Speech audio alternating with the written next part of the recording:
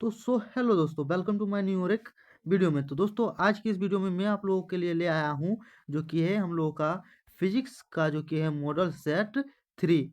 Physics का model set 3 आप लोग यहाँ पर देख सकते हैं।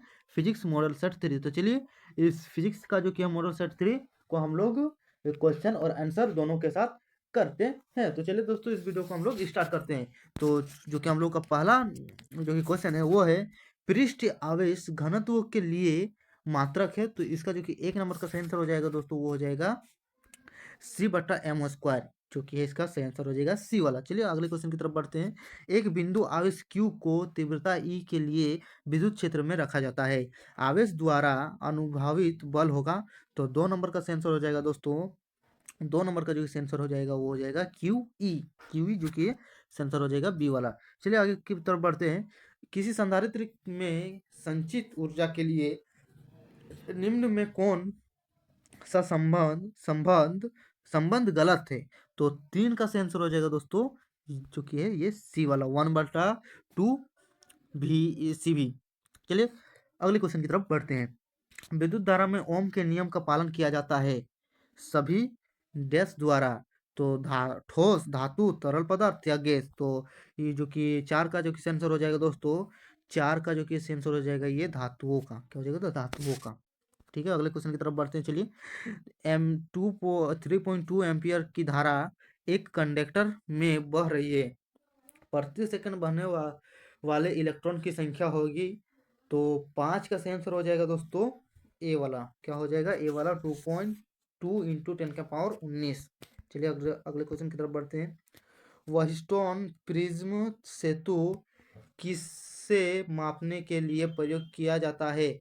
उच्च प्रतिरोध, कम प्रतिरोध, उच्च और निम्न प्रतिरोध दोनों, या विभवांतर। तो 6 का जो कि आंसर हो जाएगा दोस्तों, उच्च एवं निम्न प्रतिरोध दोनों को मापता है। चलिए अगले क्वेश्चन की तरफ बढ़ते। किसी लंबी परिनालिका जिसमें एक विद्युत धारा प्रवाहित धारा हो रही है के भीतर चुंबकीय क्षेत्र बी का परिमाण होगा। तो 7 का जो सही आंसर हो जाएगा दोस्तों, 7 का सही आंसर हो जाएगा सी वाला, म्यू नॉट एन आई। चलिए अगले क्वेश्चन की तरफ बढ़ते हैं। साइक्लोट्रॉन में त्वरित कण की अधिकतम गति ऊर्जा होगा। तो 8 का सही आंसर हो जाएगा दोस्तों, 8 का सही आंसर हो जाएगा डी वाला। चलिए अगले क्वेश्चन की तरफ बढ़ते हैं। हेरनी इकाई है, हेरनी इकाई है। तो हेरनी इकाई है तो ये हो जाएगा दोनों सौ और अपरिणित। इसका जो कि सी वाला आंसर सही हो जाएगा। चलिए अगले क्वेश्चन की तरफ बढ़ते हैं। भारत में जनित्रों के लिए घूर्णन की आवृत्ति होती है। तो 70 हर्ट्ज, 60 हर्ट्ज। तो इसका जो आंसर हो जाएगा दोस्तों, ये हो जाएगा 60 हर्ट्ज। ठीक है, सी वाला सही आंसर हो जाएगा। तो चलिए अगले क्वेश्चन की तरफ बढ़ते हैं। अपवर्तनांक म्यू के पतले प्रिज्म के लिए न्यूनतम विचलन का मान होता है। तो इसका मान होता है दोस्तों बी वाला, म्यू-1। ये वाला हो जाएगा इसका सही आंसर। चलिए अगले क्वेश्चन की तरफ बढ़ते हैं। अगले क्वेश्चन की तरफ बढ़ते हैं दोस्तों। संयुक्त सूक्ष्मदर्शी में अभिदर्शक और नेत्रिका के बीच बनने वाली प्रतिबिंब होता है। तो इसका सही आंसर हो जाएगा दोस्तों, ये सी वाला हो जाएगा, वास्तविक, उल्टा और अवधृति। चलिए 13 का जो कि सही आंसर देखते हैं। निम्नलिखित में कौन सी घटनाएं प्रकाश की कण प्रकृति को स्थापित करती है? तो इसका सही आंसर हो जाएगा दोस्तों, 13 का की जो कि सही आंसर हो जाएगा वो होगा प्रकाश विद्युत प्रभाव। क्या हो जाएगा दोस्तों? प्रकाश विद्युत प्रभाव। चलिए अगले क्वेश्चन की तरफ बढ़ते हैं, जो कि है दो प्रकाश तरंगे की तीव्रता का अनुपात 16:9 है और वह विकर्माणु पैटर्न में अधिकतम और न्यूनतम तीव्रता का अनुपात होता है। तो इसका सही आंसर हो जाएगा दोस्तों, इसका सही आंसर हो जाएगा 49.1 हो जाएगा इसका सही आंसर। द्रव्यमान तरंग की तरंगदैर्घ्य होती है, द्रव्यमान तरंग की तरंग होती है। तो 15 का सही आंसर हो जाएगा दोस्तों, ए वाला सही आंसर हो जाएगा। चलिए अगले क्वेश्चन की तरफ देखते हैं। एक नाभिक की स्थिरांक तय की जाती है, किसके द्वारा की जाती है दोस्तों? तो 16 का जो सही आंसर हो जाएगा दोस्तों, वो हो जाएगा ये न्यूक्लियन की संख्या। तो डी वाला जो कि सेंसर हो जाएगा। चलिए अगले क्वेश्चन की तरफ देखते हैं। ई बराबर mc² कहा जाता है तो आइंस्टाइन का द्रव्यमान ऊर्जा संबंधी कहा जाता है। चलिए अगले क्वेश्चन की तरफ देखते हैं। एक रेडियोधर्मी पदार्थ का क्षय स्थिरांक फाई है, फाई नहीं, इसको मॉडुलस बोला जाता है, पता नहीं, मुझे याद नहीं आ रहा है। तो है। इसका अर्ध आयु कहलाता है, तो इसका अर्ध आयु कहलाता है दोस्तों 1 log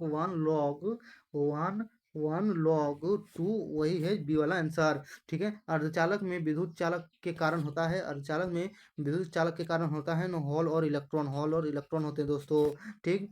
एक तंत्रक गेट में आउटपुट की संख्या होती है, आउटपुट की संख्या होती है दोस्तों, आउटपुट की जो संख्या होती है वो होती है केवल एक होती है दोस्तों। चलिए अगले क्वेश्चन की तरफ बढ़ते हैं। निम्न में कौन विद्युत क्षेत्र में विक्षेपित होगा, कौन विक्षेपित होगा? तो जो कि है दोस्तों 21 का जो सही आंसर होगा, 21 का सही आंसर हो जाएगा दोस्तों सी वाला कैथोड किरण, कैथोड किरण जो कि तो सही आंसर होगा। जब 7m14 नाभिक के पर एक कणों की बमबारी की जाती है तो परिनालिका नाभि आउट ओ 17 है तथा उत्सर्जन कौन होगा? तो 22 का सही आंसर हो जाएगा दोस्तों प्रोटॉन। क्या हो जाएगा? प्रोटॉन जो कि सही आंसर हो जाएगा। विद्युत फ्लक्स का मात्रक होता है दोस्तों, विद्युत फ्लक्स का मात्रक होता है N/m² माइनस यूवर होता है।